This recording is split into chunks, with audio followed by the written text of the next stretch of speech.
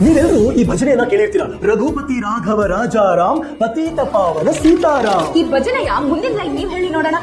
ಈಶ್ವರ ಅಲ್ಲ ತೇರೆ ನಾಮ್ ಸಬುಕೋ ಸನ್ಮತಿ ದೇ ಭಗವಾನ್. ಈಶ್ವರ ಅಲ್ಲ ತೇರೆ ನಾಮ್ ಅನ್ನುವಂತಹ ಲೈನು ಈ ಸಾಲು ಮೂಲ ಭಜನೆಯಲ್ಲಿ ಯಾವತ್ತೂ ಇರಲಿಲ್ಲ. ಈ ಸಾಲನ್ನ ಸೇರಿಸಿದ್ದು ಮೋಹನ್ ದಾಸ್ ಕರಮ್ಚಂದ್ ಗಾಂಧಿ ಅವರು. ನಾವು ಹೇಗೆ ಬೈಕ್ ನ ಕಾರನ್ನ ಮಾಡಿಫೈ ಮಾಡ್ತೀವೋ ಹಾಗೆ ಗಾಂಧಿಯವರು ನಮಗೆ ಹೇಗೆ ಬೇಕೋ ಹಾಗೆ ಈ ಹಿಂದೂ ಭಜನೆಯಲ್ಲಿ ಅಲ್ಲಾಹನನ್ನ ಸೇರಿಸಿದ್ರು, ಮಾಡಿಫೈ ಮಾಡಿದ್ರು. ಇಡೀ ದೇಶದ ಮೂಲೆ ಮೂಲೆಗೆ ಇದೇ ನಿಜವಾದ ಭಜನೆ ಅಂತ ಪ್ರಚಾರ ಮಾಡಿದ್ರು. ಎಲ್ಲಾ ಹಿಂದೂ ದೇವಾಲಯದಲ್ಲಿ ಇದನ್ನ ಹಾಡಬೇಕು ಅಂತ ಹೇಳ್ಬಿಟ್ರು. ಈ ಭಜನೆ ಯಾರು ಬರೆದಿದ್ದು ಅಂತ ಹೇಳಿದ್ರೆ ನಾವು ಹೇಳುವ ಉತ್ತರ ಗಾಂಧಿಯವರು.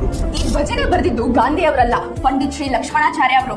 ಈ ಭಜನೆಯಲ್ಲಿ ಅಲ್ಲಾಹನ ಉಲ್ಲೇಖ ಇರಲಿಲ್ಲ. ಕ್ರಿಶ್ಚಿಯನ್ ಪ್ರೇಯರಲ್ಲಿ ಇಸ್ಲಾಮಿನ ಹಾಡಿನಲ್ಲಿ ಹೇ ರಾಮ್ ಜೈ ಜೈ ಶ್ರೀರಾಮ್ ಎಂಬ ಪದವನ್ನ ಈ ವಾಕ್ಯವನ್ನ ಸೇರಿಸಬಹುದಾಗಿತ್ತಲ್ಲ. ಸೇರಿಸಿದ್ರೆ ಏನಾಗ್ತಿತ್ತು ಅಂತ ಗಾಂಧೀಜಿಯವರಿಗೆ ತುಂಬಾ ಚೆನ್ನಾಗಿ ಗೊತ್ತಿತ್ತು. ಈಗ ನಾವು ಈ ವಿಡಿಯೋ ಮಾಡಿದೀವಿ, ಸತ್ಯನ ಹೇಳಿದೀವಿ. ನಾವು ಅಸಹಿಷ್ಣುಗಳು, ಜಾತ್ಯತೀತಕ್ಕೆ ವಿರೋಧಿಗಳು ಅಂತ ಕೆಲವೊಬ್ಬರಿಗೆ ಪರವಾಗಿಲ್ಲ.